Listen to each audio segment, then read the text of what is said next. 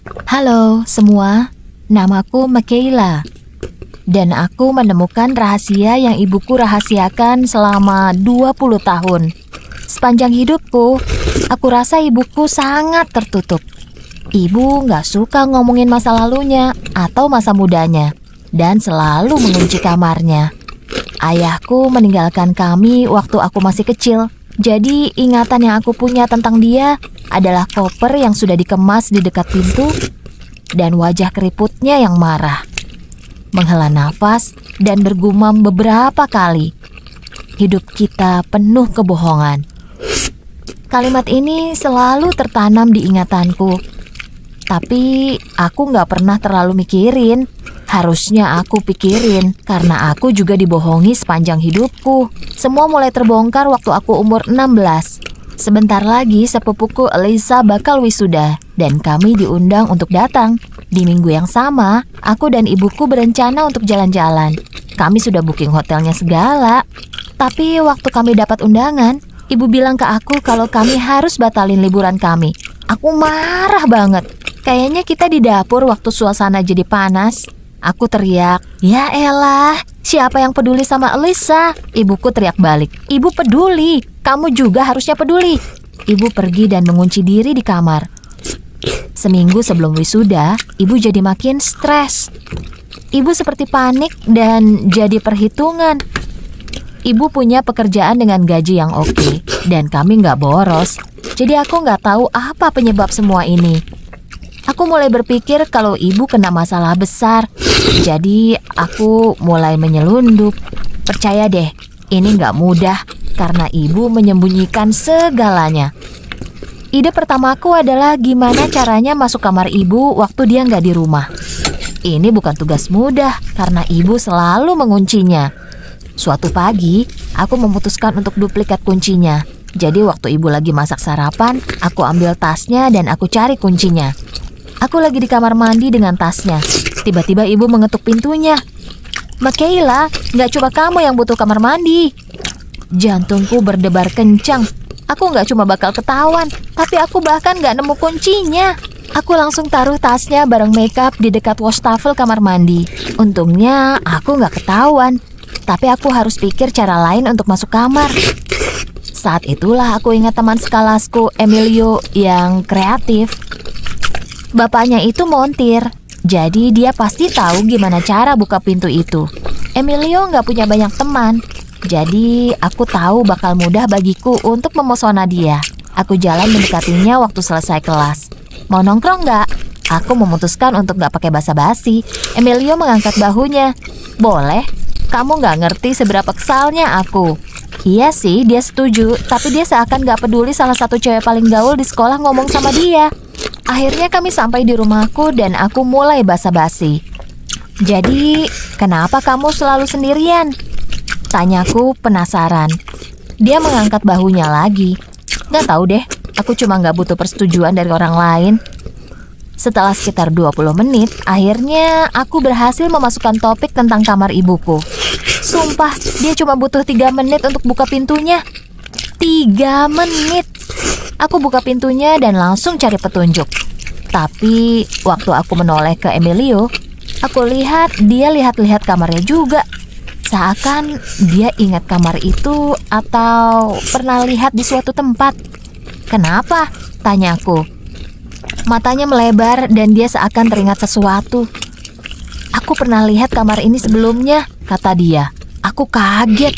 Aku bahkan jarang di kamar ini. Kok dia bisa lihat? "Kamu ngomong apaan sih?" Aku mendekatinya, siap menonjoknya. "Aku lihat ayahku nonton ini." Dia terus bergumam, tapi aku masih gak mengerti apa yang dia omongin. "Jelasin!" teriakku. "Aku lihat ayahku nonton ini, live stream online." Diam-diam, dia bilang sambil melihat ke arah foto ibuku di bingkai foto di dinding. "Aku yakin 100% aku pernah lihat wanita ini. Ibu kamu, itu." Aku malu banget. Aku harap dunia menelanku sekarang juga. Aku nggak tahu apa itu benar, tapi aku nggak bisa biarin orang lain, terutama orang di sekolah, tahu tentang ini. Aku mulai memohon pada Emilio untuk nggak bilang siapapun. Tapi dia cuma bilang, "Sumpah, aku nggak peduli. Makasih hari ini." Lalu pergi. Waktu menunjukkan bahwa 10 menit lagi ibuku biasanya balik dari kantor. Aku nggak tahu harus apa atau gimana cara mempersiapkan diriku untuk tanya ibuku pertanyaan ini. Kenapa ibuku ada di situs live streaming? Apa ibu suka melakukannya? Aku duduk di sofa kamarnya. Semua pertanyaan ini membuatku kewalahan. Lalu ibu akhirnya pulang dan melihatku di sana. Ibuku mulai teriak, "Ngapain kamu ada di kamar ibu?" Tapi aku nggak peduli lagi. "Live streaming, Bu. Beneran?" Aku lihat wajahnya berubah jadi merah dan ibu duduk di sofa sangat malu. "Kita butuh uangnya." Ibu bilang ini dengan suaranya yang pelan, lemah, dan menyerah. Suara yang gak pernah aku dengar sebelumnya. Aku berpikir untuk tanya kenapa kita butuh uangnya. Tapi ibu terlihat sangat sedih dan rentan, jadi aku gak bisa tanya. Tapi aku tahu jawabannya seminggu kemudian, waktu wisuda sepupuku, dengan cara yang paling luar biasa. Kami ke sana dan duduk untuk mendengarkan upacaranya. Ibuku nggak pernah dekat sama keluarganya, nenek dan kakekku, saudaranya. Jadi kami nggak suka datang ke acara perayaan keluarga. Tapi aku nggak menduga ini. Waktu kami duduk, mereka semua menoleh ke arah kami dan melihat ibuku dengan jijik. Seakan ibuku melakukan sesuatu yang buruk karena datang. Aku tanya ibuku apa yang sedang terjadi, dan ibu cuma berbisik, "Dendam masa lalu." Waktu upacaranya selesai, aku dan ibuku bergabung dengan yang lain. Ibu mengeluarkan amplop dan memberikannya ke Elisa. Tapi ayahnya langsung mencegat. "Gak usah, kami gak butuh bantuanmu atau bahkan kamu." Aku gak mengerti kenapa mereka dingin banget.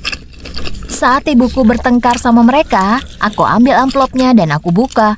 Ada ratusan dolar di dalam amplop itu. Apa ini alasan kenapa ibu kerja keras banget? Kenapa ibu mau kasih semua uang ini ke sepupuku? Ini jelas lebih dari sekedar hadiah kecil. Elisa jelas malu banget. Jadi dia pergi untuk ngobrol sama teman-temannya dan yang lain mungkin nggak memperhatikan aku. Karena akhirnya mereka keceplosan bilang yang sebenarnya. Beneran, nggak Elisa, nggak Andrew atau Martin butuh atau mau bantuan kamu. Kamu nggak mau ada di hidup mereka dari awal. Jadi mungkin sebaiknya kamu pergi sekarang. Aku menoleh ke ibuku yang menangis. "Apa?" Aku memotong dan akhirnya mereka sadar kehadiranku. Mereka malu, sedangkan aku bingung dan marah. Siapa yang berani ngomong kayak gitu ke ibuku? Aku bilang ke mereka kalau mereka orang yang jahat, lalu aku pergi dengan ibuku. Waktu ibu sudah lebih tenang, kami duduk di kursi taman dan ibu menceritakan rahasianya. Dan ini rahasia besar. Ibu punya masa lalu yang liar waktu masih remaja. Ya, ibu main sana-sini dan punya banyak pacar. Dan dia punya 8 anak berbeda dari 8 pria berbeda. Aku kewalahan dengan semua info ini, tapi aku terus mendengarkan. Ibuku masih muda banget waktu itu. Dan ibu nggak tahu harus apa. Ibu mau menyerahkan mereka untuk diadopsi, tapi keluarganya nggak memperbolehkan. Jadi sebagian besar sepupuku, 6 dari mereka adalah adik dan kakakku. Kakaknya ibu mengadopsi dan membesarkan mereka seperti anaknya sendiri. Salah satu dari mereka diadopsi oleh temannya ibuku dan sayangnya, sekitar 7 tahun lalu, kakakku meninggal.